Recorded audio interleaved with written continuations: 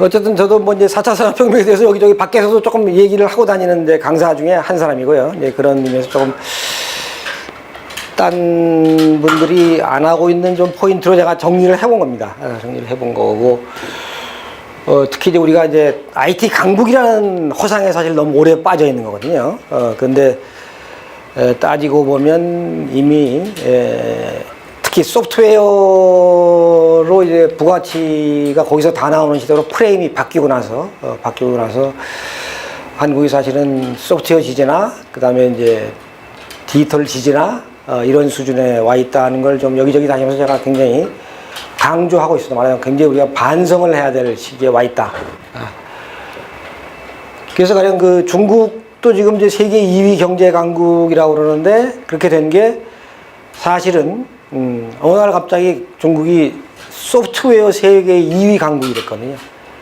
그러면서 이제 소프트웨어가 모든 큰 부가치를 다 만들어내는 시대가 되다 보니까 소프트웨어 2위 국가가 되니까 경제력도 2위 국가가 자동적으로 됐다는 걸 이제 한국인들이 정말 깊이 각성을 해야 되는 그런 상황입니다. 그래서 이제 4차 산업혁명을 한번 5가지 축을 통해서 보면서 이걸 어떻게 올라갈 것인가 하는 얘기를 좀 같이 나누도록 하겠습니다.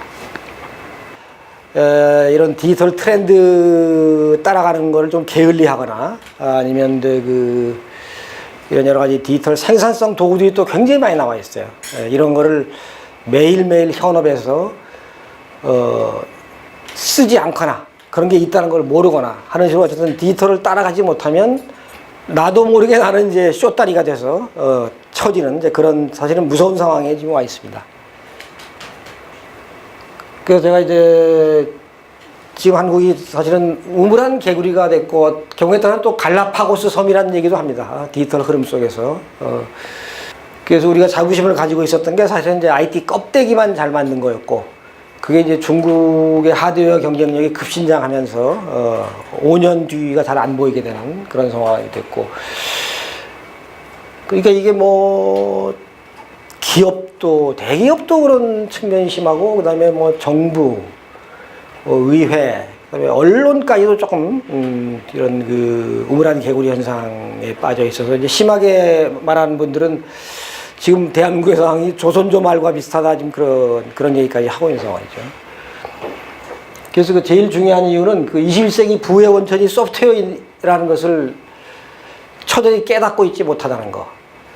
가령 이제 한국인들은 잘 의식 못하시지만 구글이 한국인의 핸드폰에 그 안드로이드라는 소프트웨어를 깔아놓고 있잖아요.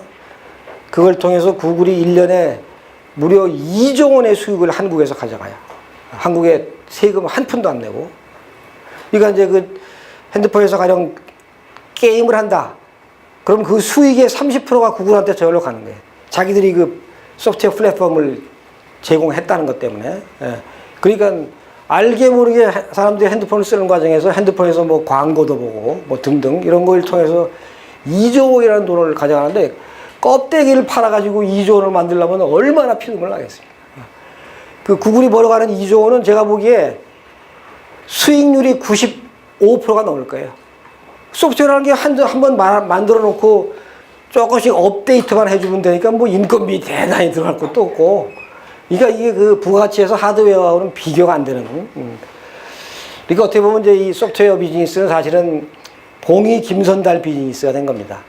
이거를 소프트웨어를 잘 이용하는 자는 대동강물을 실제로 팔아먹는 거예요. 근데 그 소프트웨어 플랫폼을 못 만드는 쪽은 대동강물을 돈 주고 사먹는 시대, 그런 시대가 온 겁니다, 사실은. 그리고 두 번째는 이제 그 소프트웨어 아키텍트 역량이 부실하죠. 뭐 페이스북이다, 유튜브다 이런 소프트웨어의 큰 플랫폼을 멋지게 그려서 글로벌에 마케팅을 할 수 있어야 되는데 그런 역량이 굉장히 모자라죠. 그게 이제 결국은 소프트웨어 인력을 경시했고 한국 대기업 대부분이 그렇죠. 소프트웨어는 뭐 임원도 안 시키잖아요. 임원도 안 시키고 뭐 곁다리 뭐 아래 것 그다음에 하청 줄 일 이렇게 생각하는 일이 많고 S전자가 사실 뭐 대표적이고 굉장히 걱정되죠. 왜냐하면 그 임원이 1200명이거든요. 그 중에 소프트웨어 임원이 한 몇 명이나 된다고 생각하세요? 20명이야, 20명. 그것도 고위 임원은 없어요. 그러니까 S전자 수뇌부는 머릿속에 완전히 하드웨어 마인드고 소프트웨어는 그냥 아래 것들이 하는 하찮은 일, 아니면 그냥 하청 주면 되는 일, 그런 개념으로 보고 있으니까 이제 대한민국에서 크나큰 부가가치가 안 생기는 거죠. 그래서 정말 창피한 거는 우리가 휴대폰 강국이라지만 진짜 휴대폰에서 돈이 되는 안드로이드나 애플의 iOS 같은 그 휴대폰 운영 체계를 8, 9년째 한국이 못 만들고 있잖아요. 너무 창피한 일이죠. 아니, 산에 유보금 뒀다가 뭐해. 그걸 우리가 그런 소프트웨어 고수가 국내에 모자라면 뭐 미국, 중국, 인도에서 수입을 하면 되잖아요. 수십 명 뭐 연봉 50억을 주더라도 한 수십 명 수입을 해서, 그래서 코리아의 모바일 운영 체계를 만들었어야지. 그럼 그 두 전자회사의 수익 구조가 지금하고는 비교가 안 되죠. 봉이 김선달 장사가 되는 건데, 소프트웨어 플랫폼이 있으면. 그리고 이제 특히 이제 국가적으로 문제는 이제는 거의 모든 국민이 코딩을 할 수 있어야 돼요. 북한은 이미 거의 그런 수준에 가 있어요. 북한은 이 소프트웨어 중요성을 굉장히 절감하고 수학의 중요성, 수학을 한국에 2배 가르치고 웬만한 청소년들이 다 코딩을 할 수 있는 수준이 돼 있거든요. 왜냐면 북한은 이미 소프트웨어 퍼스트 국가로 가 있지. 그래서 어쨌든 그 코딩 교육의 열풍을 새 정부가 반드시 일으키고, 또 문재인 대통령도 입에 코딩을 달고 다니도록 만들어야 돼요. 오바마가 그랬거든요. 오바마는 임기 내내 기회가 있을 때마다 코딩이 여러분의 미래를 만들고 우리 조국의 미래를 만든다. 그래서 결국 이제 미국이 소프트웨어 1등 강국이 된 거죠. 워크 스마트라는 게 있습니다. 이 디지털 생산성 도구들이 굉장히 많이 만들어져 있어요. 구글 등에 의해서. 그래서 뭐 크롬 브라우저니 뭐 이따 말씀드린 웹 클리핑이니 해가지고, 전에는 이제 좋은 기사를 보면 가위로 잘라 붙였잖아요. 지금은 이제 에버노트라는 앱을 내 그 핸드폰하고 PC에 깔아놓으면 지금 현재 보고 있는 화면에 좋은 거를 원클릭으로 내 클라우드에 있는 내 에버노트 메모장에 저장을 해가지고요. 평생 저장이 되고, 언제라도 또 검색해서 내가 그 좋은 정보를 다시 찾아볼 수가 있고, 그런 도구가 있는데, 이런 웹 클리핑을 쓰는 사람이 한국에는 별로 없습니다. 별로 없고. 저는 뭐 거의 매일 뭐 하루에도 뭐 20, 30건의 정보를 웹 클리핑에 딱딱딱 내 클라우드에, 공짜 클라우드에 저장해 놓기 때문에. 그리고 이제 RSS 구독기라고 해가지고 이제 구글 알림이라는 게 있는데, 안 써보셨죠? 구글 알림이 한글로도 되어 있습니다. 거기다가 자기 평생의 키워드를 구글 알림이에다가 입력해 놓는 거예요. 가령 뭐 4차 산업혁명, 뭐 인공지능, 아니면 뭐 디지털 마케팅, 이걸 이제 한글과 영어로 이렇게 입력해 놓으면 그 막강한 구글 검색 엔진이 그 키워드에 대해서 그날 국내외에서 가장 반향이 좋았던 콘텐츠를 한 5개 정도 골라서 나한테 지메일로 보내줘요. 그래서 저는 이제 일반 메일은 국내 포탈을 쓰고, 이 구글 알림이를 통해서 내 키워드에 그날의 좋은 뉴스를 받아보는 거는 이제 구글 알림이로 쓰죠. 그것만 1년 써도 그 키워드에서 내가 한국 최고의 경쟁력을 갖게 되죠. 그냥 내가 소녀시대 광팬이다 그러면 거기다 구글 알림에 소녀시대라고 입력만 해놓으면 매일 소녀시대 뉴스를 5개, 그것도 아주 농도가 높은 거를 5개를 받게 되거든요. 1년만 받아보세요. 그럼 소녀시대 팬클럽에 가면 그냥 당장 왕노로 뜨는 거예요. 바로, 아유, 회장님은 모시겠습니다. 이렇게 되는 거죠. 그리고 이제 구글이 만든 이제 모바일 문서 도구, 구글 독스라고 하는데, 그것도 굉장히 편리하죠. 그냥 그 모든 문서, PPT, 엑셀을 요만한 짤막한 링크 하나로 내 고객이 10,000명이면 10,000명에게 우리 회사가 만든 문서, 혹은 뭐 고객 설문서 같은 거 그냥 카톡이나 문자 메시지도 쫙 뿌릴 수가 있거든요. 조그만 링크 하나로. 그러니까 MS 워드라는 것은 얼마나 원시적인 거냐면, 그건 그냥 인터넷상에서 백지 한 장 준 거예요. 그렇잖아요. 그리고 그 문서에 인터넷 주소도 없어요. 근데 구글의 문서는 모든 문서에 인터넷 주소가 있기 때문에 문서든 PPT든 뭐 퀘스처네어든 다 그 인터넷 주소를 짤막하게 해가지고 그걸 가지고 엄청난 마케팅으로 세상에 뿌릴 수가 있는 거죠. 아무리 복잡한 내용도 그냥 핸드폰에서 링크만 들어가면 그 내용을 다 볼 수 있으니까, 내 고객이. 근데 그런 걸 뭐 한국 기업들은 거의 안 쓰고 있다는 게 너무 비극이죠. 그리고 이제 시민들이, 한국은 디지털을 소비적으로만 쓰지 생산적으로 쓰잖아요. 그러니까 여러분도 생각해 보시면 될 것 같아요. 생각해 보시거나 아니면 지하철에서 이제 사람들이 핸드폰으로 뭘 하고 있는가를 보면 금방 알 수 있잖아요. 채팅하거나 뭐 게임하거나 뭐 영상 보거나 뭐 쇼핑하거나 물론 다 필요한 활동이지만 이제 사실은 그게 다 디지털을 소비적으로만 쓰고 있는 거죠. 그러니까 생산적으로 쓰는 가장 최고의 방책은 많은 국민이 코딩을 할 줄 아는 겁니다. 자기 전문성. 그러니까 미국은 운동선수나 연예인도 코딩을 배우거든요. 왜냐? 내가 운동선수라는 전문성이 있고 거기다가 코딩을 붙이면 전혀 지구상에 없었던 새로운 소프트웨어를 내가 만들어낼 수 있거든.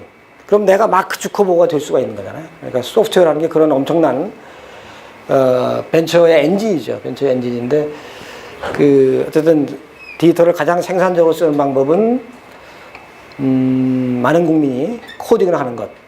그리고 이제 두 번째는 이제 아까 조금 전에 말씀드린 수많은 디지털 생산성 도구를 매일매일 쓰는 것. 그러니까 우리 직원이 10명인데 직원이 10명 다 그런 도구들을 하나도 못 쓰는 회사와 10명 다 그런 디지털 생산성 도구들을 매일매일 현업에서 쓰는 회사는 경쟁력의 격차가 뭐 이루 말할 수 없게 되죠.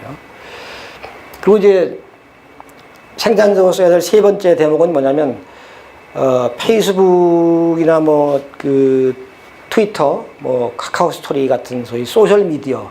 한국에서만 SNS라고 부르죠. 소셜 미디어도 한국 사람들은 주로 일상사를 이렇게 나누는 도구로만 쓰잖아요.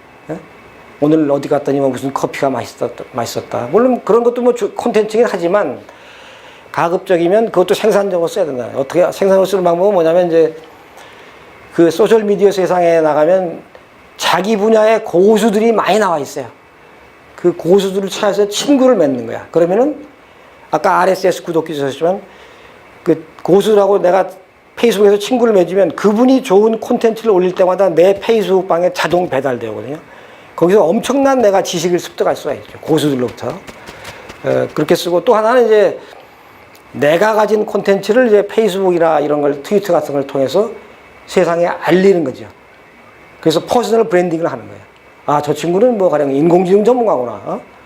저 친구는 1인 미디어 전문가거나 이런 식의 자기 퍼스널 브랜딩을 하는 그런 도구로 써야 되는데 그 세 가지를 다 한국 사람들이 거의 안 하고 있기 때문에 그게 저는 국력에 크게 저하되는 중요한 원인이라고 생각하고 있고요. 그리고 전자결제도 세계 최악이죠, 한국이. 핀테크를 논하고 있다는 게 사실 좀 우스울 정도의 수준으로 그러니까 공인인증서라는 게 한국에만 있는지도 아시잖아요. 그리고 이제 소위 그 악명 높은 액티브엑스를 활용해서 은행 거래 같은 걸 하면 프로그램을 액티브엑스 한 5개 다운로드 받도록 하잖아요. 이거 전 세계에 없는, 아프리카에도 없는 일이에요. 콩고에도 없는 일이야.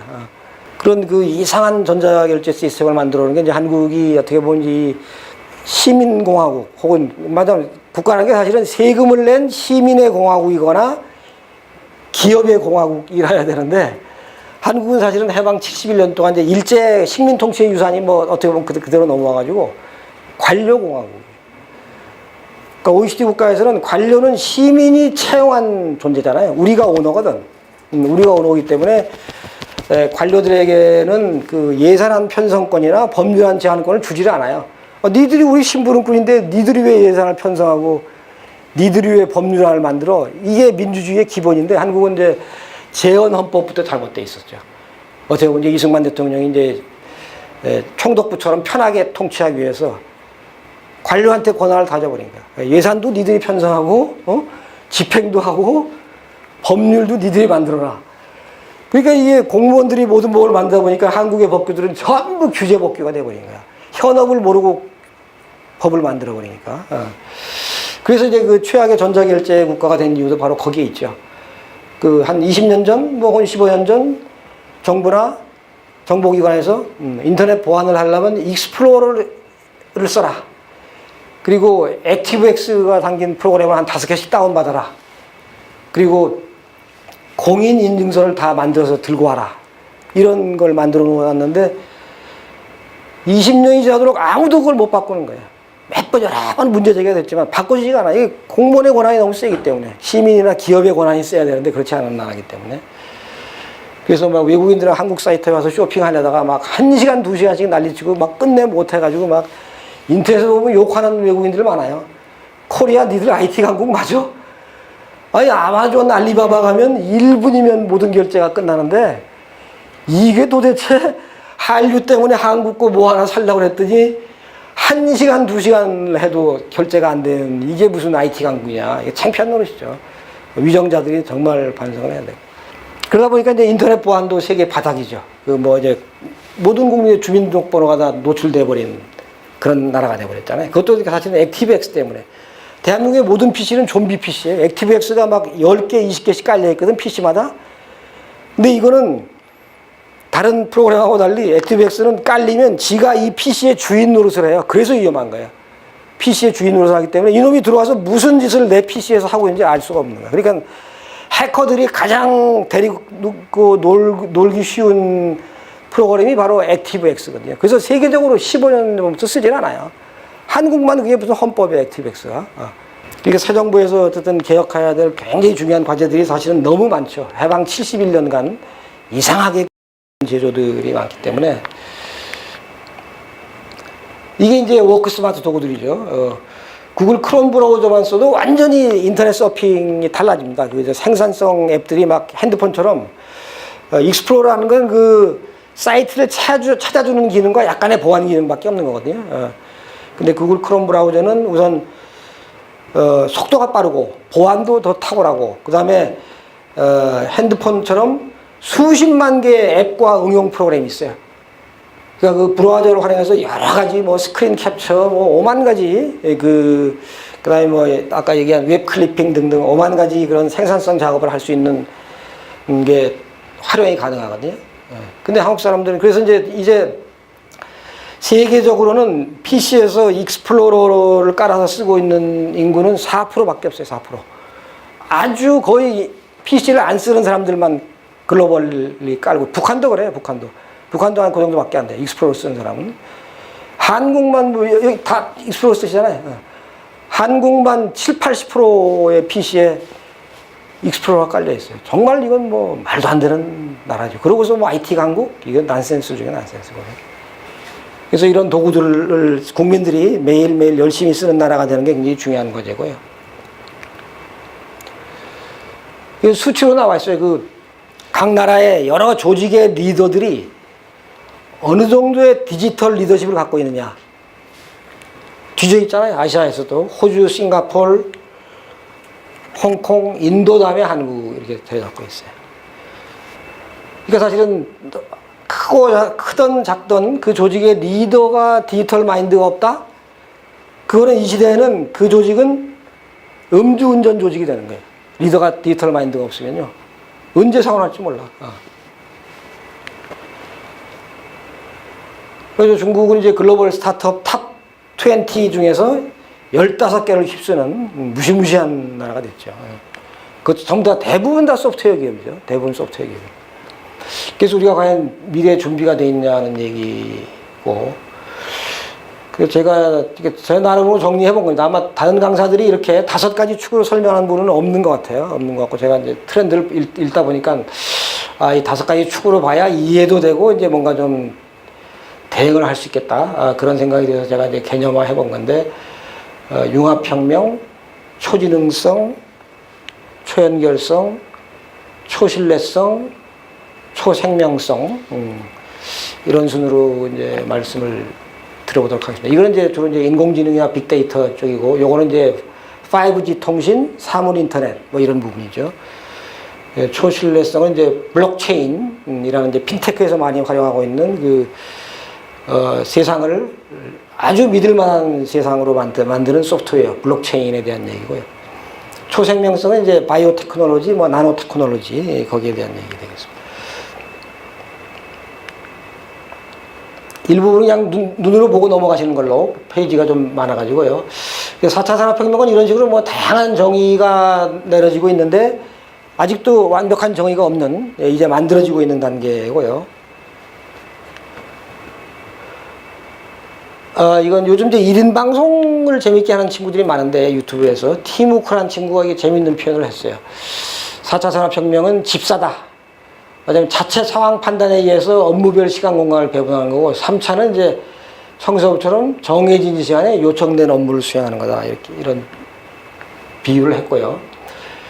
이 4차 혁명은 이제 아시다시피 이제 클라우스 슈밥 세계 경제 포럼 회장이 작년에 주창을 해서 이제 큰 화두가 된 거죠. 이분은 이제 디지털 테크놀로지, 바이올로지컬 테크놀로지, 피지컬 테크놀로지 세 개가 융합이 되면서 인류가 유사일에 경험하지 못한 뭐 어마어마한 대변혁을 국가 차원, 기업 차원, 또 이런 시민사회 차원에서 겪게 될 거다 그렇게 이해하고 있고, 한국에 대해서는 다양성과 유연성이 부족하고 양성평등이 미흡하다라는 이제 코멘트도 하고 그랬어요.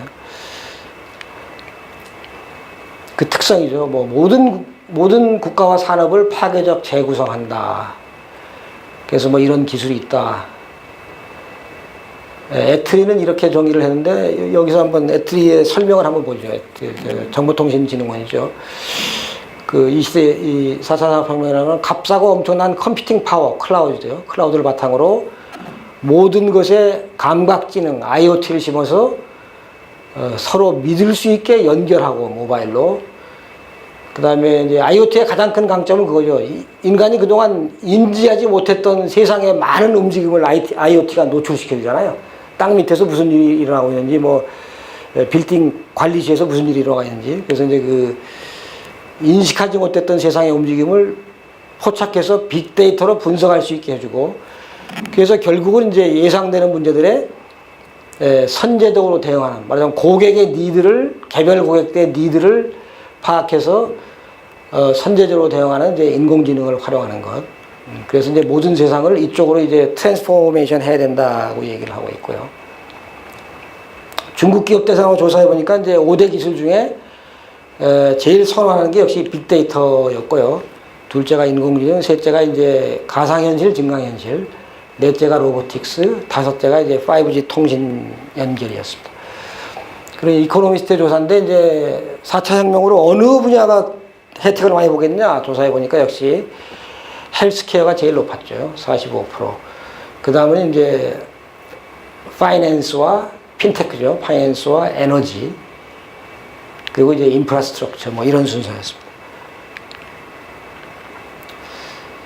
근데 이제 안타깝게 이제 이미 그 기반 기술은 이제 우리가 뭐 1등을 할 수 없는 처지가 이미 됐죠. 그 인공지능과 클라우드 컴퓨팅은 다 미국 회사들이고, 3D 프린팅도 그렇고, 이제 로보틱스는 주로 이제 일본 회사들이 장악하고 있으니까 우리가 이제 기술 1등은 어렵지만, 이제 말하자면 저는 이제 활용 1등국이 되자는 주장을 하고 있어요. 말하자면 코리아 하면 AI is everywhere 하는 이미지만 만들면 뭐 대박 나는 거거든요. 한국은 뭐 카페를 가든 뭐 치킨집을 가든 뭐 어딜 가든 간에 인공지능이 움직이고 있고 모든 국민이 인공지능을 활용하고 있고 조그만 뭐 소상공인들도 다 활용하고 있는 나라. 그런 이미지를 만드는 게 굉장히 중요하다고 생각하고, 그렇게 되면 이제 국내에도 소프트웨어 엔지니어, 인공지능 엔지니어, 자율차 엔지니어, 뭐 비전 컴퓨팅 엔지니어 이런 인력이 국내에서 이제 확 늘어나서 엄청난 국력 신장의 계기가 될 수 있을 것 같고요. 그래서 이제 4차 혁명 준비가 이제 대마에도 뒤진 25이다 이런 발표가 있었죠. 지난 정부도 그래도 나름 뭐 이 4차 혁명 관련해서 이제 9가지 분야를 이렇게 정해놨어요. 그래서 여기 어쨌든 이제 많은 뭐 몇 조 뭐 이런 단위의 투자가 이루어지고는 있기 때문에 뭔가 벤처를 시도한다면 이제 이 9가지 분야에서 이제 하는 게 좋겠죠. 예산이 막 떠다니고 있으니까. 새 정부가 물론 다시 리모델링 할 것 같고요. 첫 번째 그 융합혁명을 말씀드리면 이건 이제 사이버하고 현실도 융합하고, 그 다음에 이제 사람하고 사물도 융합하고, 전혀 이질적인 같이 될 것 같지 않았던 또 부분들이 융합을 하는 그런 혁명이 이루어지는 거고요. 이게 이제 4차 혁명 중에서 가장 강한 원동력이죠. 원동력이고, 다만 한국 사람들은 비빔밥 정신이 탁월하기 때문에요. 이 부분은 잘할 수도 있다고 저는 이제 생각을 하고 있어요. 융합하는 쪽은. 그래서 이제 섞어야 세상에 없던 경쟁력이 생긴다고 생각을 해야 되고, 분리된 기술을 융합해야 되는 거죠. 여기 보면 이제 컨버전스 오브 디스패리트 테크놀로지라고 되어 있죠. 그래서 드론만 하더라도 이제 소프트웨어를 기반으로 해서 여러 기술이 뭐 이미징 기술, 뭐 수직 상승 기술 등등 해가지고 여러 기술의 융합 결정판이고요, 드론이. 4대 융합이 얘기되고 있습니다. 하나는 이제 물리적하고 가상 세상이 합치는 VR, AR 같은 거죠. 하나는 이제 인간지능하고 인공지능이 합쳐지는 부분. 하나는 이제 인간이 사이보그가 되는 거죠. 반기계가 돼가지고 가령 인공지능 칩도 몸에 심고 웨어러블을 차가지고 이제 건강 체크하고 뭐 이러는 거죠. 또 하나의 분야는 이제 그 소프트웨어하고 바이올로지가 만나는 거죠. BT. 그러니까 앞으로 이제 바이오 테크놀로지도 이제는 이제 소프트웨어 엔지니어들이 주도할 겁니다. 의사 약사가 주도하는 게 아니에요. 이미 2년 전에 미국에서 아주 재미있는 사건이 있었는데 신약 개발 경진대회를 열었어요. 그러니까 뭐 전국에서 뭐 난다긴다는 의사 약사 팀들이 어마어마하게 참여했죠. 근데 막상 심사 결과를 딱 열어보니까 의학 지식이 한 줄도 없는 소프트웨어 엔지니어 3명으로 이루어진 팀이 1등을 했어요. 어떡하는 거예요? 인공지능 앞에서 뭐 의사 약사라는 게 그냥 나가 떨어지는 거예요. 그러니까 BT를 하려고 해도 이제는 소프트웨어 엔지니어가 아주 핵심 인력인 그런 세상이 됐고요. 그래서 저는 이제 앞으로 이제 과기부 장관, 뭐 국무총리, 대통령도 사실은 가능하면 소프트웨어 엔지니어에서 나오는 게 한국의 장래를 좋죠. 다행인 건 이번 정부에서 처음으로 지금 과기부 장관이 소프트웨어 엔지니어 출신이죠. 소프트웨어 연구소장도 했고 처음이에요. 그만큼 한국이 소프트웨어 엔지니어를 홀대한 거죠. 장관을 한 번도 71년간 소프트웨어 엔지니어를 한 번도 장관을 시키는 일이 없으니까. 그래서 이 지능정보기술 이런 뭐 인공지능 뭐 빅데이터 클라우드 이런 거 우리 뭐 대표님이 이제 클라우드 사업을 하시잖아요. 이런 지능정보기술의 장점은 그 밖에 모든 기술하고 아주 쉽사리 융합이 된다는 거죠. 뭐 스마트 공장이든 뭐 스마트 도시든 뭐 유전체 분석이든 뭐 커넥티드 홈이든 이렇게 쉽게 융합이 된다는 게 장점이고요. 그래서 그 융합의 사례로 이제 아마존 에코룩을 소개하는 건데 이건 일단 기본적으로는 이제 한 $180 정도밖에 안 하는데 기본적으로 이제 인공지능 스피커죠. 그래서 집에 놓고 이제 무슨 음악 틀어봐 뭐라거나 뭐 꼬맹이들이 요즘 이제 강남에서 이거 많이 쓴다고 하더라고요. 꼬맹이들 영어 학습용으로. 요만 틀어보면 걔하고 계속 영어 대화가 되니까. 그리고 뭐 지금 뭐 광화문 가는데 몇 분 걸려 뭐 어떻게 가면 돼 뭐 해서 뭐 5만 가지 뭐 날씨 뭐 뉴스 이런 걸 이제 다 들려주는 기본적으로 이제 인공지능 스피커 기능을 가지고 있으면서 뭘 융합했느냐. 여기다가 이제 신체 지수를 정밀하게 인식하는 카메라를 융합했고요. 그 다음에 이제 패션 코디 기능을 결합시켰어요. 그래서 새 옷을 한 서너 벌 갖다 놓고 이제 입고서 얘한테 말로 야 에코 나 사진 좀 찍어줘 이렇게 하는 거죠. 그럼 이제 막 동영상과 스틸로 이제 그 옷을 착용한 자기 모습을 보여주고 그 서너 개의 옷 중에서 인공지능이 딱 추천해 주는 겁니다. 아 이게 63점으로 이게 제일 좋아. 이렇게 해주는 거예요. 한번 잠깐 영상을 보실까요?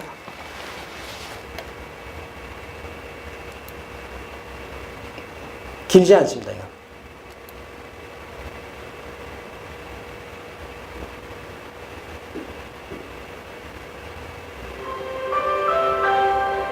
Alexa, do you have a rain tonight? Alexa, what's on my calendar? Alexa, turn the lights off. Okay. Alexa helps with thousands of things. And now, she can help you look your best. Alexa, take a photo. Introducing Echo Look. A first of its kind Echo with a hands-free camera. Echo Look takes photos using just your voice. Its built-in lighting and depth-sensing camera lets you blur the backgrounds to make sure your outfits pop, giving you clean, full-length photos that are easy to share with friends. Plus, it'll live view and take videos to see yourself from every angle. Alexa, take a video.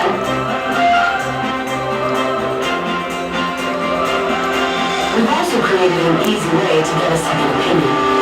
Introducing Style Check. It combines the best in machine learning with advice from fashion specialists. Just pick 2 outfits and Style Check will give you a recommendation based on current trends and what flatters you. Alexa can also help you create a personal lookbook. It shows you what you wore and when, so you can keep track of your favorites.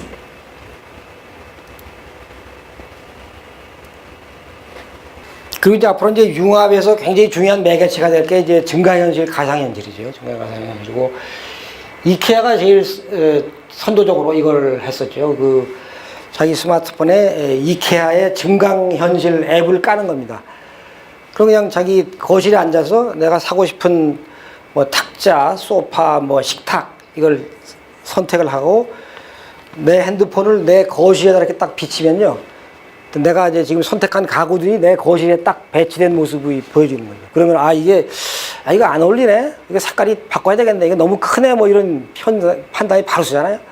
그래서 그렇게 해서 이제 거실에 앉아서도 가구 주문을 아주 정확하게 할 수 있는 그런 앱을 만드는데 그걸 포함해서 짤막한 영상이 또 있어요. 한 4개 회사 정도의 증강현실 마케팅 사례죠.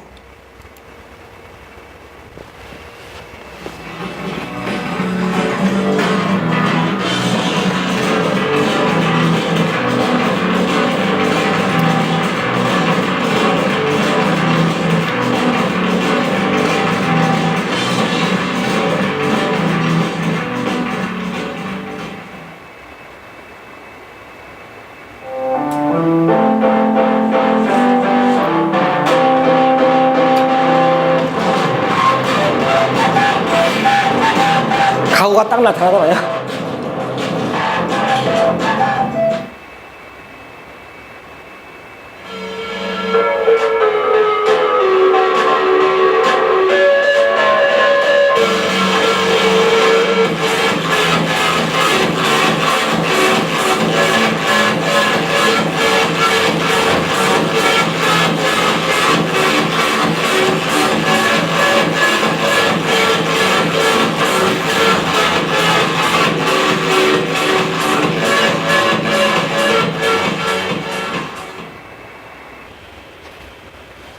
그래서 이제 모바일 퍼스트 시대죠. 이제 스마트폰이라는 게 무서운 블랙홀이잖아요. 그냥 내가 지도 만드는 회사인데 지도가 스마트폰에 들어가는 순간 우리 회사는 바로 망해버리잖아요.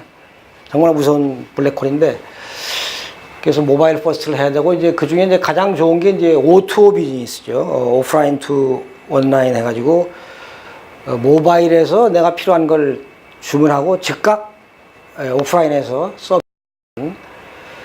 뭐 배달의 민족, 카카오 택시, 에어비앤비, 우버 이제 이런 게 이제 말하자면 그 융합이잖아요. 온하고 오프를 융합하는 대표적인 4차 혁명 시대의 대표적인 비즈니스 모델이고 그래서 이제 배달의 민족도 이제 그런 차원에서 대박을 냈죠. 그래서 O2O가 특히 좋은 건 한국의 많은 기업들은 자기 비즈니스에서 빅데이터가 생성이 잘 안 돼요. 근데 이 시대는 사실은 내 비즈니스에서 빅데이터가 안 나오면 비전이 없는 거거든요. 빅데이터가 나와야 고객의 성향을 다 파악할 수 있잖아요. 이 사람은 뭘 좋아하고 어디를 다니고 이런 걸 알 수 있기 때문에 고객의 수요를 미리 예측해서 개인 맞춤형 타겟 마케팅을 하는 게 이제 4차 산업혁명 시대 비즈니스의 핵심이기 때문에요.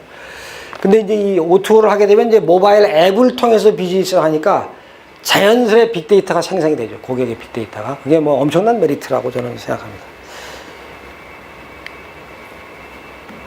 하나 예를 들면 저 벅시라고 혹시 이용해 보셨나요?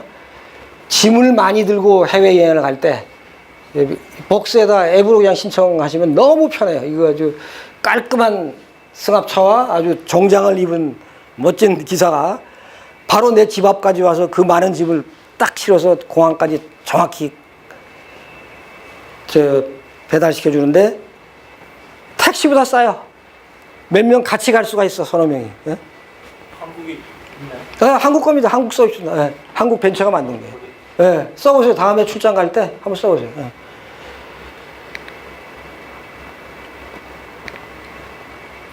그래서 이런 이제 소위 오토 서비스를 하면 이제 모바일 앱 상에서 여러 가지 기능을 구동해야 되잖아요. 그렇기 때문에 이제 이런 걸 통해서 자연스럽게 고객의 이제 빅데이터가 축적이 되는 거죠. 여기 보면 이제 내가 지금 부른 차가 어디 오고 있는가 이런 것까지 다 보여주고 있기 때문에. 그 다음에 이제 초지능 혁명, 인공지능 빅데이터, 로봇 자율차가 여기에 해당한다고 보겠는데요. 이 부분이 이제 말하자면 한국이 기술력이 떨어지는 부분이죠. 그렇지만 뭐 벤처나 해서 여기저기서 뭐 많은 몸부림을 치고 있고요. 치고 있고. 제가 보기에는 그나마 다행인 것은 한국 대기업이 시스템 인테그레이션 자회사를 다 가지고 있잖아요. SK, CNC, 뭐 삼성, SDS. 그게 그나마 다행이에요. 그것까지 없었으면 정말 한국 대기업들은 처참하게 무너졌을 텐데요. 그래서 이제 제가 보기엔 대기업 중에서는 그래도 4차 산업혁명 시대에 제일 잘 나갈 것으로 저로 제가 보는 거는 SK그룹이에요. SK텔레콤 그룹은 우선 5G를 가지고 있죠. 4차 산업혁명의 아주 중요한 실핏줄인 5G를 가지고 있고 이미 자율차도 어느 정도 초기 모델을 성공시켰고 그 SK CNC라는 자회사가 자를 해가지고 IBM 걸 가져왔잖아요. IBM을 좀 가져와가지고 그 자기네 에이블인가 하는 인공지능 소프트웨어를 이미 개발했고요. 그다음에 이제 요즘 이제 디지털 마케팅의 핫 키워드인 챗봇. 진짜 로봇이 아니고 이제 여기 핸드폰상에서 이제 고객하고 상담 응대해주는 그 챗봇도 잘 개발해가지고 그것도 꽤 열심히 마케팅하고 있고 그런 등등 여러 가지 역량을 볼 때 이게 SK가 상당히 잘 나가겠구나 하는 느낌을 가지고 있고요. 거기서 뒤집으면 이제 재계 순위가 확 바뀌는 거죠. 한 5년 내에 확 바뀌는 거. 근데 이제 중요한 건 뭐냐면 우리가 기술력이 모자라면 좋다 이게 그렇지만 많은 대기업들이 사내 유보금이 많잖아요. 그걸 들고 앉았는 게 저는 너무 갑갑한 거예요. 세계 R&D 시장에 눈을 돌려가지고 싹수가 있는 벤처들을 중국처럼 화끈하게 인수합병해야죠. 화끈하게 인수합병해. 내 머리가 안 되면 M&A라도 매우 맹렬하게 해야 될 시점이고요. 그리고 이제 국내 이제 소프트웨어 아키텍트를 할 수 있는 그런 고수가 모자라면 수입해야죠. 연봉 50억을 주면 어때요? 미국, 중국, 인도에서 수입해서 그냥 CEO 자리 과감하게 줘버리고 한국 기업은 소프트웨어 엔지니어 CEO가 너무 희귀하다는 거. 그게 큰 비극이죠. 미국, 중국하고 다른 게. 그래서 빅데이터가 폭증하게 된 건 바로 이제 SNS로 전 세계 수십억 명이 매일 콘텐츠를 생산하고 있잖아요. 거기서 나오고, 그 다음에 이제 IoT, 이제 모든 사물이 얘기를 하잖아요. 전봇대도 얘기하고, 이제 신호등도 얘기하고, 뭐, 이런 뭐 탁자도 얘기하고 앞으로는 그럴 테니까.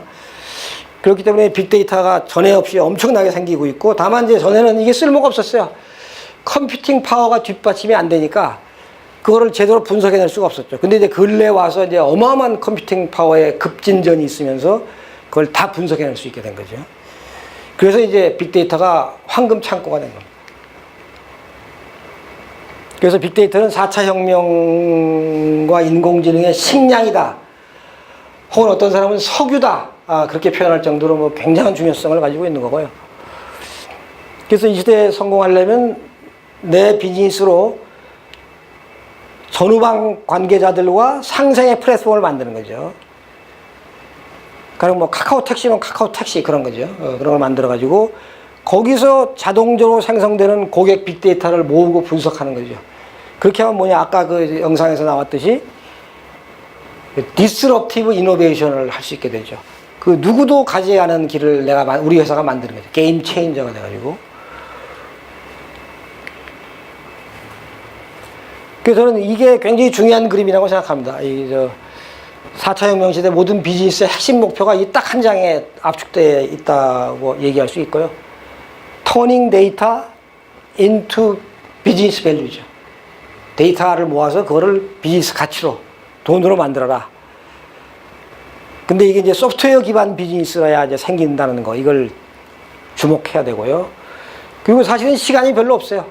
뭐 2020년, 뭐 2023년 정도면 이미 4차 산업혁명의 위너와 루저가 거의 결정될 정도로 촉박한 싸움이거든요. 굉장히 바쁜 마음으로 올라타야 될 세상이고요. 이게 뭐 금맥이죠. 5만 가지 분야, 뭐 국방부터 뭐 의료, 뭐 어마어마한. 그래서 이제는 거의 모든 회사가 빅데이터 회사로 선언을 하고 변신해야 살 수 있는 그런 시대라고 저는 생각을 하고요. 가령 뭐 세계 최장수 하드웨어 장사꾼이잖아요. 스타벅스 커피 장사, 워싱턴 포스트, 이걸 저 아마존이 인수했죠. 제프 베조스가. 뉴스 장사잖아요. 이런 각 분야의 다른 장사꾼들이 어느 날 갑자기 수뇌부의 소프트웨어 고수들을 마구 영입해가지고 우리는 이제 빅데이터 기업이라고 주창하고 나서 살기 위해서, 이래야 살기 때문에. 그러니까 이미 GE만 해도 이제는 얘기하잖아요. 우리 보고 이제 노모 하드웨어 컴퍼니. 우리는 조만간 세계 10대 소프트웨어 회사가 된다. 왜냐면 종래는 엔진만 팔았지만 이제는 엔진에 IoT를 무수히 심어가지고 전 세계에 자기네가 파는 엔진을 싣고 다니는 그 항공기 상태를 다 실시간으로 모니터링 하잖아요. 그래가지고, 아, 당신 그 37호기 그 엔진은 지금 우리가 보니까 5시간 내에 고장난다. 빨리 운항 정지하고 수리를 해야 된다. 이걸 알려주거든요. 그러니까 고객 입장에서도 어마어마한 정비 결감이 되고 많은 항공사고가 예방이 되죠. 사고가 나기 전에. 말하자면 이제, 그래서 저는 지가 기계 팔고 애프터 서비스를 했는데 이제는 비포 서비스를 하는 거예요. 문제가 생기기 전에. 그러니까 뭐 껍데기만 팔았을 때에 비해서 부가가치가 뭐 완전히 다른 부가가치가 만들어지고 있는 거고요.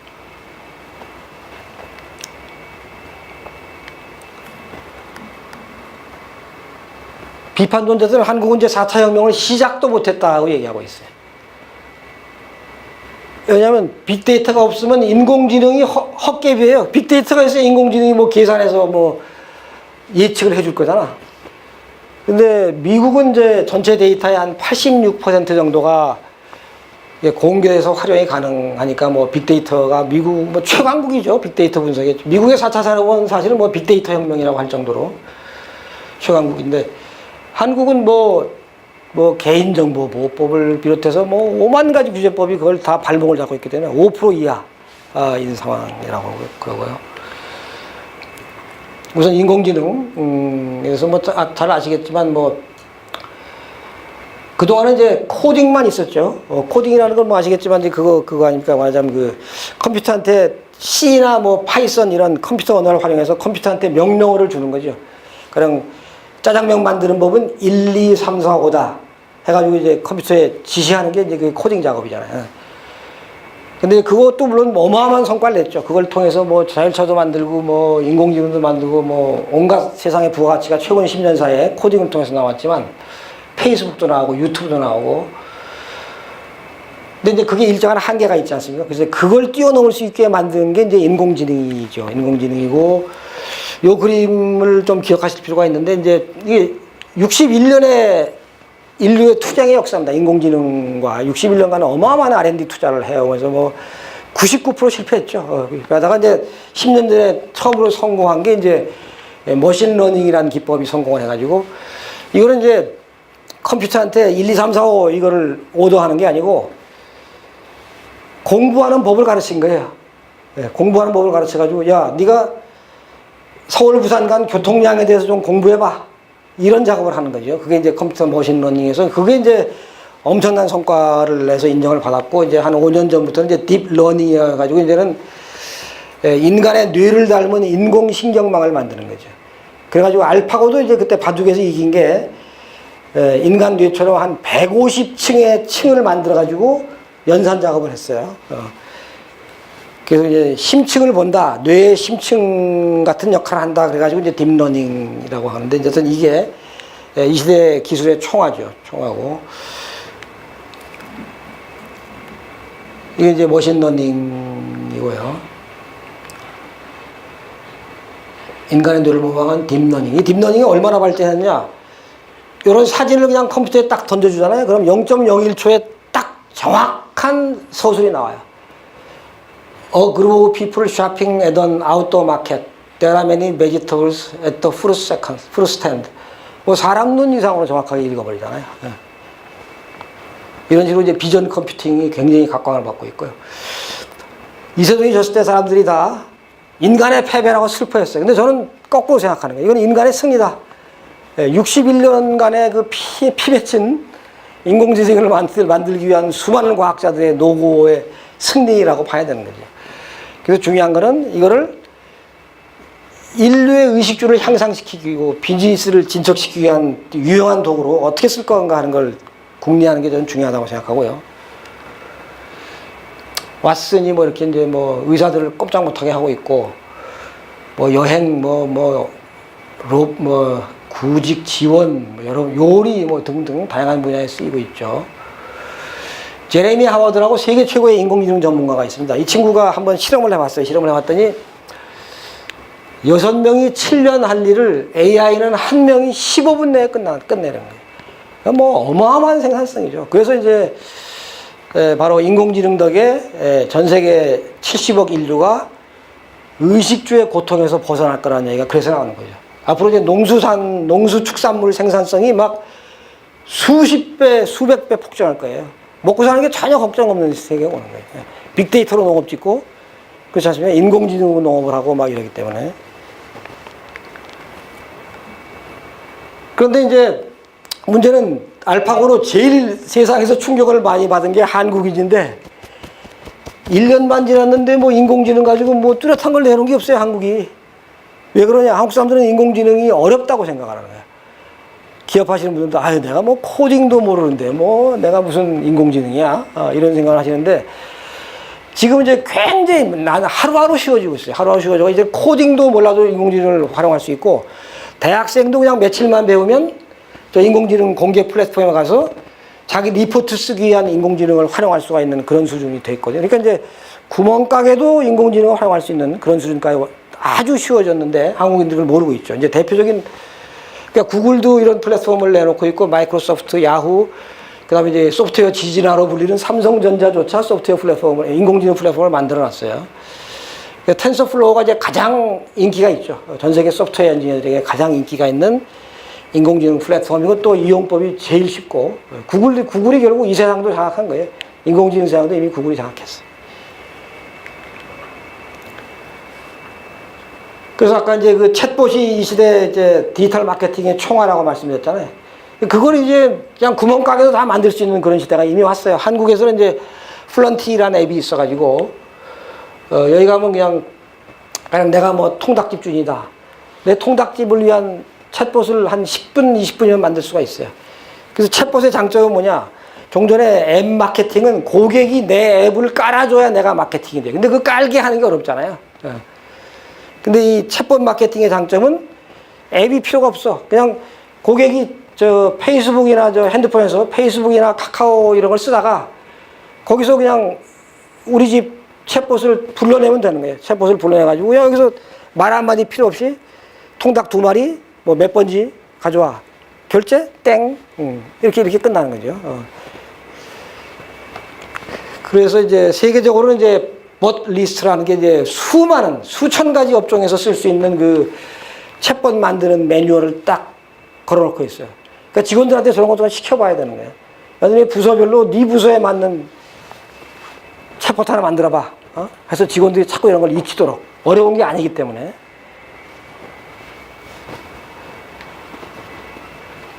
그래서 앞으로 이제 모든 벤처는 X 플러스 인공지능 사업을 해야 된다고 얘기할 수 있습니다. 근데 아주 쉬운 거예요. 그러니까 작년에 한국에서 어떤 게 나왔냐면 조그만 그 우산 만드는 소기업인데 한 1,000만 원 이하의 개발비를 들여가지고 우산에다가 미니 인공지능을 집어넣었어요. 그래서 그 회사 우산을 사면 어떤 일이 생기느냐. 내가 어디 갔다가 우산을 놓고 한 30m 떨어지잖아요. 그럼 나한테 핸드폰으로 알람이 딱 와요. 주인님 왜 저를 버리고 가십니까? 쿠오바디스. 그러니까 아주 소기업도 인공지능을 쉽게 쓸 수 있는 시대죠. 그러니까 그런 우산이 생긴다면 50% 비싸도 사지 않을까요? 저라도 살 것 같아요. 50% 비싸도 사죠.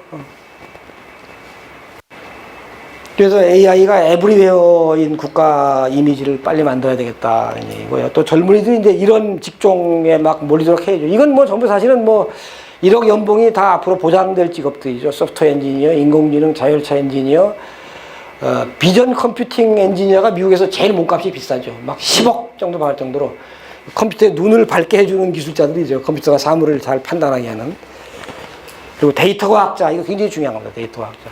근데 이런 것들이 이공계만 할 수 있는 게 아니에요. 문과 출신들도 이쪽에 가서 능력을 발휘하는 친구들이 많이 있어요. 예체능도 마찬가지고. 그래서 인공지능이 가장 활발하게 쓰여질 수 있는 데가 법률 분야여가지고 미국은 벌써 리걸 테크 기업이 한 1,100개가 넘어섰고요. 다행히 한국도 괜찮은 회사가 하나 있어요. 이 리걸 테크 중에서 아이리스라고 개발을 해가지고 정말 훌륭하죠. 최근에 세계 법률 인공지능 대회에 가서 1등을 했어. 그러니까 한국도 뭐 희망이 아주 없는 건 아니에요. 저렇게 또 코너에서 또 열심히 하고 있는 회사도 있긴 있습니다. 그러니까 이제 법무법인들은 이 회사 소프트웨어를 무조건 써야 되는 거죠. 그리고 이렇게 작은 시도도 하자는 사례로 제가 이제 알려드리는 건데, 그냥 여자 변호사, 혼자 하는 여자 변호사가 자기가 코딩을 배웠어요. 코딩의 중요성을 우연히 알아가지고. 그래서 그 이제 돈 못 받으면 이제 지급 명령서를 발급받아야 법원 가서. 그거를 변호사 사무실에 가면 39만 원을 내야 돼요. 근데 이 친구는 인공지능으로 이렇게 프로그램을 만들어가지고 3만 9천 원이면 발급해줘. 이게 사람들이 많이 찾아오겠죠. 그리고 또 여기 와서 이 친구 앱에 찾아와서 이제 무료 법률 상담도 하고. 그래서 이제 자율차가 이제 인공지능의 최종 격전지죠. 예. 사람처럼 0.001초 사이에 판단을 해야 되잖아요. 위급한 상황에서. 이게 개탄스러운 상황이죠. 글로벌 M&A라도 열심히 해야 되는데 기술이 모자라면 그걸 안 하고 있기 때문에 중국에 비해서 건수나 금액에서 뭐 그냥 거의 바닥을 기고 있는 거죠. 한국 기업들은 M&A에서. 최연결 혁명. 이거는 이제 만물을 연결하면 이제 길이 열린다. 이제 그런 시대인데 5G 통신하고 사물 인터넷, 가상현실, 증강현실, 센서 이런 게 되겠습니다. 그 중에 이제 4G 통신이 제일 중요하죠. 이게 이제 4차 혁명의 실핏줄이라고 불릴 정도인데, 기존 통신보다 이제 최대 1100배 빠르고, 특히 다수기기 연결이라는 장점을 가지고 있어요. 그러니까 스마트 팩토리 하면 공장 내 IoT가 한 수백 개 깔릴 거잖아요. 그거를 동시에 딱 교실하고 분석하고 수집하고 하려면은 지금 4G 통신 가지고는 기능이 작동이 불가능해요. 그래서 4차 혁명이 제대로 구현되려면 필수가 5G, 5세대 이동통신이 구현되는 게 굉장히 중요한 대목이죠. 그래서 가령 자율차도 지금 뭐 잘 나가는 것처럼 같지만 사실은 5G 통신이 구동이 안 되면 자율차도 100% 실패하는 겁니다. 그래서 굉장히 중요하다. 이건 무슨 얘기냐면 이동통신회사가 이제 대박회사가 됐다는 얘기죠. 직장으로서도 아주 베스트 직장이 되는 거죠. 이동통신회사가. 다양하게 수많은 분야의 이제 4G 통신이 그걸 뒷받침하는 거죠. 인공지능도 이제 고도화되면 될수록 4G 통신이 없으면 인공지능도 구동이 안 되는 겁니다. 빅데이터 분석도 마찬가지고, BT도 마찬가지고. 그래서 목표가 이렇게 되어 있습니다. 속도를 1000배, 그러니까 기기 연결을 현재의 1000배, 서비스 지원을 1000배 마이너스, 에너지 효율을 1000배. 이게 지금 우리 연구 목표로 되어 있고요. 초연결 사례, 이제는 이제 만물 인터넷 시대죠. 전에 왜 불교에서 왜 만유불성이라는 용어가 있었죠. 모든 사물은 불성을 가지고 있다는데, 이제는 모든 사물은 이제 말을 하는, 실제로 만유불성의 시대가 이제 오고 있고요. 2020년에는 이제 가령 그 데이터가 50 트릴리언 수준의 어마어마한 데이터가 이제 만들어질 거다. 그래서 이 무렵에는 뭔가 이제 4차 산업혁명에서 승부를 봐야 된다는 얘기가 이제 그래서 나오는 거죠. 2020년이나 2022년 요 무렵에는 승부를 봐야 되고. 아시겠지만 이제 IoT 하면 이걸 떠올리셔야 되죠. IoT라는 것은 센서와 통신 기능이 핵심 기능이죠. 사물에다 심는 핵심 기능이고, 그걸 통해서 뭐가 강점이냐? 인간이 인지하지 못했던 어마어마한 미인지 영역을 발견해 주기 때문에 여기서 헤아릴 수 없는 비즈니스 기회가 창출되죠.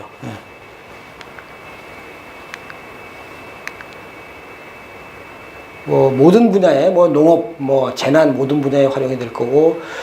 그래서 이제 시장조사기관 가트너 부사장이 아주 재밌는 말을 했어요. 이거 한국에 가서 한 얘기예요. IoT 시대에 냉장고는 공짜로 팔아라. 아주 파격적인 말은이죠. 그러니까 말하자면 전자회사한테 무슨 얘기를 한 거냐면, 그 껍데기를 팔지 말고 그 냉장고에 IoT를 심어서 그 사용자의 식품 소비 패턴이 나오잖아요. 계란을 어떤 걸 좋아하고 얼마 먹고 이런 거, 버터를 좋아하는지, 그래서 그 냉장고 소유자의 식품 소비 패턴을 빅데이터로 분석해서 그거를 식품회사에 팔아는 거예요. 그러면 수익이 5배. 예? 냉장고 팔았을 때보다. 그래서 이제는 그 모든 비즈니스가 내 업을 바꾼다는 생각을 가져야 되는 거예요.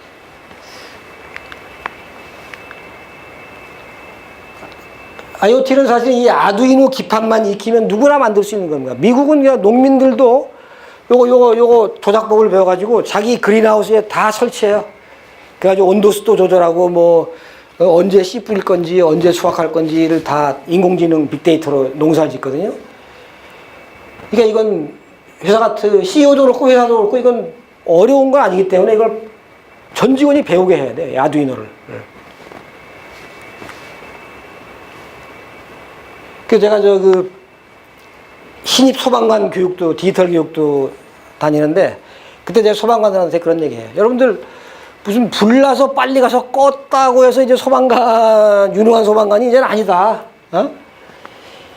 이 시대의 소방관은 IoT 소방관이 되고 빅데이터 소방관이 돼야 된다 이거죠. 자기 관내에 위험 시설이 있잖아. 뭐 좀 노후된 아파트가 있다거나 뭐 축대가 있다거나 뭐 낡은 다리가 있다거나 그러면 거기다 다 센서하고 통신 기능을 심는 거죠 다. 심으면 어느 날 어떤 이제 축대가 소방관에게 연락이 오는 거예요. 소방관님, 제가 24시간 안에 무너질 것 같습니다. 그런 식으로 예방하는 소방관이 되죠. 예방, 빅데이터와 IoT로. 그래서 보험사도 이걸 활용한 프로그레시브라는 보험사는 이제 이런 IoT 기기를 만들어가지고 한 달 동안 그 운전사의 운전 습관을 분석을 해요.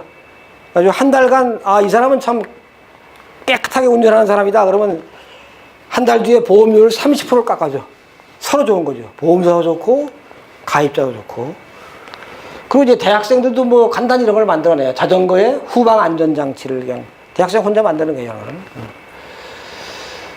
VR, AR도 이것도 초연결성, 그다음에 초현실성 그런 게 있죠. 그래서 이제 대단한 몰입감 때문에 이제 사실은 미디어도 미래가 이거밖에 없어요.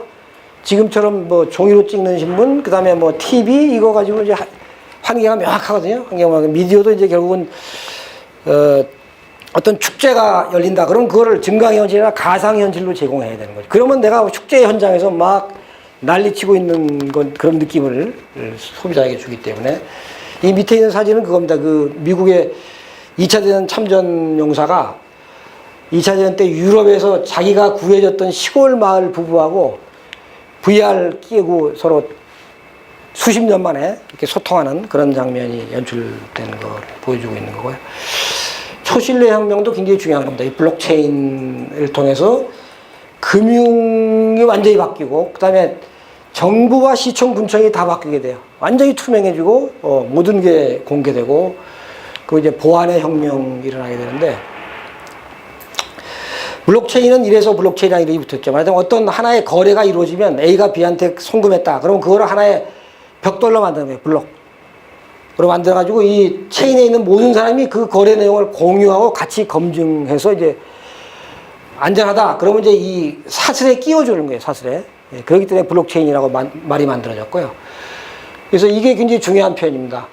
IT라는 것은 인터넷에서 정보를 주고받는 시스템이었잖아요. 근데 블록체인은 뭐냐? 인터넷에서 신뢰를 주고받게 하는 기술이에요. 굉장히 중요한 표현입니다. 그래서 이 블록체인이라는 것은 전 국민 혹은 전 세계인이 들여다보고 자기 PC에서 들여다보고 아무도 변조할 수 없는 초신뢰의 디지털 거래 장부가 등장한 거죠. 그래가지고 지금 주로 핀테크에 쓰지만 앞으로 이제 복지, 그다음에 뭐 급식, 어린이 급식 이런 데까지 굉장히 다양한 용처가 있고요. 그러니까 이제 어린이 급식에 블록체인이 적용되면 학부모가 자기 집에 있는 PC에서 우리 아이 학교에 지금 공급되고 있는 농산물들이 어디에서 어떻게 생산돼 가지고 아이 식탁까지 왔는가를 그냥 자기 집에 PC에서 다 같이 실시간으로 보는 겁니다. 그리고 이제 국가하고 자치단체가 투명해지죠. 그 예산이 도대체 어디에 어떻게 쓰여지고 있는지를 실시간으로 전 국민이 자기 PC에서 다 검증하는 거예요. 그리고 이제 현안에 대해서 돈 한 푼 안 들이고 그냥 뭐 한 6시간 내에 국민투표가 즉각 이루어져요. 이게 국민들이 그냥 핸드폰에서 투표하면 되니까. 그 초신뢰 사회를 불러오고 해킹이 불가능하고 그래서 어떤 개도국 하나는 이제 모든 부동산 기록을 다 블록체인으로 옮긴, 선도적으로 옮긴 나라도 생겼고요. 그래서 저는 그 4차 산업혁명에서 진짜 대단한 기술 두 개를 꼽으라고 한다면은 이제 인공지능하고 블록체인이다라고 얘기하고 싶어요. 인공지능은 비즈니스만 변화시키지만 블록체인은 공공행정 서비스, 복지 서비스 뭐 이런 것까지 완벽하게 변화를 시켜버리거든요. 그래서 블록체인 금융거래는 과거와 달리 이렇게 거래를 모든 사람이 실시간으로 같이 들여다보고 같이 검증하고 한다는 거고, 이것도 물론 당연히 소프트웨어 엔지니어들이 만들어낸 물건이죠. 이렇게 됩니다. 누가 A와 B한테 송금한다 그러면 그게 이제 하나의 블록이 생기는 거예요. 벽돌이 하나 생겨가지고 모든 사람이 들여다보고 이거 문제 없네? 그러면 이제 체인에 끼워주고, 그러면 이제 그 다음에 송금이 완료가 되는 거죠. 그래서 임직원들한테 사실은 부서별로 야 니들 한번 블록체인 가지고 한번 네 업무를 어떻게 바꿀 수 있는지 연구해봐, 이런 걸 시켜봐야 되는 겁니다. 아까 말씀드린 푸드테크죠. 미래 축산업이 이렇게 된다는 거죠. 사물 인터넷으로 각종 축사 환경을 측정하고 인공지능으로 분석해서 대안을 만들어서 생산하고, 유통 단계에서는 이제 블록체인으로 투명하고 건강하게 소비자에까지 전달하는 그런 그림이 되어 있고요. 초생명 사회는 이제 BT하고 나노 테크놀로지인데요. 바이오 테크놀로지는 뭐 이런 게 있죠. 유전공학 기술, 뭐 게놈, 그다음에 뭐 3D 프린팅, 조직공학 뭐 이런 것도 있어요. 유전자도 이제 편집이 되고. 그래서 이제 인간 유전자 해독병이 2000년만 해도 한 사람 분석하는데 3조 원 어마어마하게 비쌌어요. 유전자 분석한다는 게. 근데 기술이 획기적으로 발달하면서 이제는 $1000만 한 사람의 유전자를 분석할 수 있기 때문에 인류 건강 증진에 뭐 어마어마한 기여를 할 수 있게 됐고요. 이 바이오 산업에는 3개 분야가 있어요. 레드 BT라고 해가지고 의학용 BT가 있고, 그린 BT라고 해서 농업용 BT가 있고, 화이트 BT는 이제 산업용 BT죠. 이런 거. 에너지 소재, 뭐 화학 소재 이런 거. 그래서 이런 4가지 테마가 있고, 이제 특히 특이한 거는 이제 BT는 IT하고 나노 테크놀로지하고 굉장히 융합이 잘 된다는 거. 거기서 이제 엄청난 폭발력이 나올 거라는 거. 그리고 묘한 게 이제 그 정보 저장 방식이 IT하고 이 생체가 똑같은 걸로 판명이 됐어요. 정보 저장 방식이 같아요. 생체하고 우연히 그렇게 됐어요. 그러니까 뭐 소프트웨어 엔지니어들이 그래서 BT를 얼마든지 할 수 있는 게 논리 구조가 같기 때문에. 구글이 그리는 BT의 미래죠. 그래서 이제 구글은 지금 이제 150세까지 살 수 있겠다는 공약을 해가지고 뭐 타임지 표지에도 나고, 그래서 자회사를 여러 개 두고 있죠. 인수합병을 통해 자회사를 둬가지고 100만 명 이상의 유전자 데이터를 분석해서 지금 난치병 치료법을 추적하고 있고, 암세포를 탐색하는 나노 크기의 로봇, 거의 뭐 눈으로 안 보이는 로봇이 몸속에 들어가서 아주 정확한 나노 단위의 질병을 때려버리는 거예요. 퇴치해버리는 거예요. 그래서 여기 왼쪽에 보시면 알겠지만 구글이 제일 많이 투자하고 있는 게 헬스케어입니다. 아까 초기에도 PT 중에 그게 있잖아요. 저 인공지능으로 제일 덕을 볼 게 헬스케어라고 했잖아요. 그거하고 구글이 같은 방향으로 가고 있는 거죠. 이 얼마나 감이 좋은 놈들입니까? 그래서 이제 나노 바이오테크가 굉장한 성과를 가져올 거란 얘기고, 이렇게 기술이 나노가 발달하면서 이제 뭐 두루마리 디스플레이도 나오고, 나노 반도체도 나오고, 약물 전달 시스템도 나오고, 이런 식으로 계속 발전하고 있다. 그래서 어쨌든 이 5가지 축을 항상 유념하시면서 내 비즈니스에서 이걸 어떻게 풀어갈 건가라는 그런 고민이 필요하신 것 같고요. 그래서 이 5가지 축을 봤는데 이거를 누가 구동시키느냐? 결국은 소프트웨어가 구동시키는 거예요. 다 하나같이 5개가 다. 뭐 융합도 그렇고, 뭐 초지능성, 초연결성, 뭐 블록체인, 이게 다 소프트웨어가 구동하는 거예요. BT까지도. 그래서 초등생부터 코딩을 그냥 장난감처럼 갖고 놀도록 하는 그 교육 시스템의 혁파가 새 정부에서 굉장히 중요한 과제죠. 이걸 일부에서는 이제 코딩을 입시 과목으로 만들자는 그런 멍청한 소리를 하고 있는데, 그건 큰일 나는 겁니다. 그런데 코딩을 또 다시 학원 가서 암기로 배우는 거로 가르치는 거야. 코딩이야말로 상상력을 가르쳐야 되잖아요. 그래서 이제 절대 입시 과목으로 가면 안 되고 엔터테인먼트 과목으로 초중고에 넣어야 되는 거예요. 애들이 막 재밌어서 미칠 수가 있거든요. 조금만 해보면. 왜냐면 자기가 만들고 싶은 게임 금방 만들지 뭐 아주 미칠 수 있는 재밌는 소재이기 때문에요. 그래서 엔터테인먼트 과정으로 초중고부터 해가지고 어떤 학교를 어떻게 바꿔야 되느냐. 애들이 월요일 아침만 되면 새벽 6시에 일어나는 거야. 엄마는 학교 가서 코딩해야 돼. 그런 학교를 만들어야 돼. 지금 애들이 완전히 뭐 그냥 도살장 끌려가는 기분으로 아침에 학교 가잖아요. 학교가 즐거워야지. 그래서 구청별로 이제 시민 코딩 교육. 이건 뭐 문과 뭐 예체능까지도 다 할 수 있는 거기 때문에, 다 할 수 있는 거기 때문에. 이 친구들이 다 초등학교, 중학교 때부터 코딩에 미친 애들이에요. 그렇기 때문에 저런 거대 IT 기업을 창안해낸 거지. 오바마가 그 대표적인 코딩 전도사였고요. 제가 이제 작년에 신문에 썼던 건데, 이정부 회장 전상선 한번 썼어요. 당신이 한국을 위해서 해줄 수 있는 게 뭐냐? 당신이 직접 코딩을 배우는 거다. 당신이 코딩을 배우면 삼성그룹 전 임직원이 미친 듯이 코딩을 배울 거다. 어? 그 다음 단계는 이제 전 국민이 코딩에 매달리는 그런 혁명이 일어나겠죠. 근데 아직도 안 하고 있어요. 어쨌든 요번에 좀 나오시면 했으면 좋겠어. 박찬만하고 평양과학의대에 가서 이제 자원봉사로 계속 과학 가르치는 분이 계시잖아요. 그분이 북한 아이디 알고 있지. 그 양반이 뭐 이런 얘기를 몇 번 했어요. 북한 소프트웨어는 깜짝 놀랄 선진국 수준이다. 그래서 유치원부터 소프트웨어 천재를 골라내요. 그래가지고 걔들은 군대도 면제야. 너는 평생 그거 가지고 그냥 팔아, 이게 소프트웨어만 가지고. 그러니까 웬만한 북한 시민들 그냥 길거리에서 만나면 대부분 다 코딩을 할 줄 아는 수준이 돼 있는 거예요. 그리고 더군다나 이제 슬픈 거는 한국은 이제 그동안 하드웨어하고 반도체 역점을 두었잖아요. 근데 북한은 국책과제가 이거야. 응용 소프트웨어와 운용 체계야. 이게 대한민국의 가장 취약한 부분이거든요. 그게 걔네들의 국책과제, 얼마나 이게 놀라운 일입니까? 사실은 북한하면 다들 그냥 허름한 국가라고 생각하잖아요. 근데 뜻밖에도 또 대단한 리더십이 또 있는 거예요. 그러니까 수학을 한국의 1.5배, 2배 가르치죠. 2배 가르치고. 근데 북한이 사실 이렇게 된 게 이제 하드웨어 시대에 남한에 100대 1로 참패했잖아요. 자기들도 창피하지, 사실 뭐. 그러니까 20, 30년부터 칼을 갈았는데 어떻게, 무슨 칼을 갈았느냐? 소프트웨어 시대가 올 거다. 우리가 소프트웨어로 판을 엎자. 이런 전략이 쓴 거예요. 그래가지고, 우리가 못 만들고 있는 그런 거, 지금 휴대폰 운영체계도 못 만들고 있잖아요. 근데 그게 국제과제이기 때문에 굉장히 놀라운 수준에 와 있고, 다만 이제 모자란 건 뭐냐? 마켓이 없잖아요, 북한에. 그러니까 무슨 소프트웨어를 만들어야 돈 번다는 걸 모르는 거야. 그러니까 한국 기업이 이제 그걸 만들어야 되는, 그걸 가르쳐줘야 되는 거죠. 그래서 제가 이제 신문에 없이 칼럼 쓴 건데, DMZ를 디지털 모빌라이제이션 존으로 바꾸자는 거예요.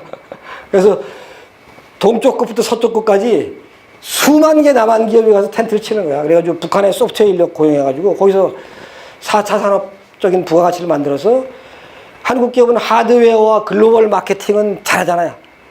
그걸 팔아먹으면 남북이 같이 흥하는 거죠. 그래서 저는 이 핵위기를 타개할 유일한 방안은 남북 경협밖에 없어요. 그래서 북한도 이롭고 남한도 이로운 환경을 만들어야 핵이 필요 없잖아요. 자기가 이득이 나는데 뭐 대포 쏠 이유가 없잖아요. 그리고 이제 그렇게 하다 보면 이제 북한이 결국은 자본주의 맛에 빠져가지고 이제 슬슬 이제 융합 통합이 되는 거죠. 그래서 저는 문재인 정부한테 이것도 내가 칼럼으로 썼고, 이건 제가 좀 정치인들을 더 만나가지고 이걸 문재인 대통령이 계속 떠들고 다니도록 만들려는 생각인데 뭘 될지 모르겠지만, 그래서 문재인 정부의 제일 아젠다가 이거여야 돼요. 소프트웨어 퍼스트 국가로 대역전시키겠다. 지금 북한은 이미 가 있기 때문에. 그래서 주요 요직, 그러니까 국무총리도 사실 소프트웨어 엔지니어가 됐으면 좋겠어요. 그럼 발상이 달라지죠. 국무총리의 발상이 달라집니다. 소프트웨어 엔지니어가 그 자리에 앉으면. 그래서 정부나 대기업 요직에 무조건 소프트웨어 엔지니어를 중용해야 되고, 모자라면 해외에서 수입을 하고. 근데 아직 새 정부가 이 코딩의 중요성을 아직 제대로, 문 대통령이 제가 보기엔 취임 이후에 코딩란을 한 번도 안 쓴 것 같아요. 이게 굉장히 큰 문제라고 생각이 되고, 아주 훌륭한 벤치마킹 대상이 있어요. 동유럽에 있는 에스토니아, 인구 130만 명의 소국에 러시아에서 독립했을 때 자원이라고는 산에 있는 나무밖에 없었어요. 너무 처참한 나라였어요. 근데 대통령이 똑똑했어. 그 친구가 소프트웨어 엔지니어는 아닌데 소프트웨어 잠재력을 간파한 거예요. 그래가지고 초중고생들한테 한 7, 8년 전부터 뭐 코딩 교육 엄청 가르쳐가지고 이제는 뭐가 됐냐? 유럽 내 창업률 1위 국가야. 유럽 인근 국가들이 벤치마킹 하는 난리 났어요. 에스토니아 벤치마킹 하는. 왜냐면 GDP 성장 그래프가 이런데 모여요. GDP가 이렇게 올라가는데요, 매년. 그래서 저는 이런 운동을 제가 포탈에도 올리고 청와대 홈페이지도 올려가지고 국민 출장비로 문재인 대통령을 에스토니아에 출장시켜야 된다고 생각해요. 일주일만 다녀와야 돼. 일주일만 다녀오면 정말 생각이 달라집니다. 이게 일자리의 원천이잖아요. 어디 가서 일자리를 만들겠어요. 거의 마지막인데 이제 이것도 새 정부의 두 번째로 중요한 과제죠. 네거티브 규제로 대전을 해야 한국이 4차 혁명을 할 수 있거든요. 이게 이제 이 뒷페이지부터 한번 보여드릴까요? 이 경쟁국들은 다 네거티브 법체계 뭐냐면 법에서 금지한 것 빼고는 다 허용하는 거예요. 근데 한국은 결국 이제 식민지 법규가 그대로 넘어온 탓도 있고 이제 그래가지고 또 이제 일제 관료들이 다 또 한국 정부의 관료가 돼버렸잖아요. 그래가지고 이게 한국만 포지티브 규제 시스템인 거야. 이게 무서운 겁니다. 이게 말하자면 법에서 허용한 거 외에는 다 금지하는 거예요. 그러니까 뭐 어느 법이 인공지능을 예견했겠어요? 블록체인을 어느 법이 예견하고 있겠어요? 그러니까 4차 산업혁명이 하나도 안 되는 거야. 법에 한 줄도 없으니까 관공서 가면. 그래서 사실은 이 좀 우리가 OECD에서 1등하고 있는 게 저는 지나친 관건이 1등이라고 저는 생각해요. 이렇게 공무원이 센 나라는 남한하고 북한밖에 없어요. 전 세계에서. 예산, 그러니까 사실은 저는 제가 그것도 칼럼을 썼는데 이승만 대통령의 제헌 헌법이 잘못됐어. 이 대통령이 그냥 식민 통치 방식으로 총독부 방식으로 공무원 동에서 쉽게 통치를 하려고 그런 거야. 그래가지고 우리나라 헌법은 OECD 딴 국가와 달리 예산 편성권하고 법률안 제한권을 공무원에게 주고 있어요. 이런 나라가 없어요. 왜냐하면 공무원은 세금을 낸 시민과 기업이 고용한 피고용자야. 우리가 오너야.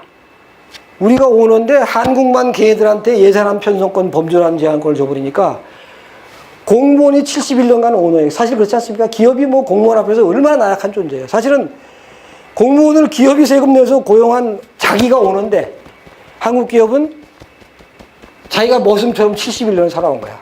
거기 가서 꼼짝 못하고 그냥 빌어야 되고. 그래서 개헌도 굉장히 중요한 겁니다. 개헌을 해가지고 예산 편성권과 법률안 제한권을 시민과 기업의 대표가 국회와 지방의회거든요. 국회와 지방의회가 예산 편성권, 법률안 제한권을 거기서 행사할 수 있게 해줘야 되는 거예요. 그렇게 되면 법률안을 우리나라가 규제공화국인 게 공무원이 법률을 만드니까 맨 규제법만 만드는 거예요. 시민의 대표가 법률을 만들면 시민의 입장에서 기업의 입장에서 법을 만들게 되잖아요. 그냥 포지티브로 계속 가서 그냥 4차 산업혁명 시대에 장렬하게 죽을 거냐? 늦었지만 지금이라도 하다못해 사회주의 국가라는 중국조차도 모든 벤처를 다 허용하잖아. 중국은 다 해봐라. 사실은 불법적인 것도 중국 정부는 다 눈 감아요. 돈 벌 수 있는 거라면 중국 정부는 무조건 뒷짐 딱 지고 못 본 척 하는 거예요. 거기다가 한 3, 4년 지나서 그게 비즈니스가 성숙이 되면은 그냥 거기에 대한 간단한 법규를 만들어가지고 사후 합리화하면서 최소한의 규제만 붙이죠. 정말 현명한 정부죠. 한국 정부는 그냥 사전 규제죠. 법이 없는 건 뭐 생각도 하지 마라 이런 거니까. 그래서 카이스트 교수한테 제가 들은 건데요. 우리나라 공무원들 이끌고 중국에 연수를 갔어요. 그때 중국의 고위공직자가 나오더니 딱 첫 마디가 이거야. 한국은 포지티브 규제 국가 아니냐. 그래서 중국이 이긴다. 중국이 뻔히 들여다보고 있는 거예요. 니들 4차 산업혁명 시대 웃기지 마라. 니들은 뛸 수가 없다. 이걸 알고 있는 거죠. 그래서 최근에 중앙일보가 아주 좋은 특집을 했어요. 그래서 이제 구글의 여러 가지 사업들이 있잖아. 이런 사업들. 이런 사업들이 한국 법규에서 할 수 있겠느냐. 못해. 시작도 못해. 그 다음에 뭐 우버, 에어비앤비, 뭐 도큐사인, 엔터파이낸셜 다 마찬가지예요. 그래가지고 세계 100대 스타트업 중에서 한국 법으로 할 수 있는 것은 43곳밖에 안 돼요. 네, 뭐 이상입니다. 그래서 어쨌든 이런 디지털 소식들을 하루에 한 3개 소식, 3개 정도는 무조건 캐치를 하셔서 좀 소화하고 그걸 웹 클리핑을 통해서 이제 내 에버노트에 계속 저장해 나가고 이런 노력을 하시는 게 중요하다는 말씀을 드리고 여기서 일단 마무리하겠습니다. 네, 감사합니다.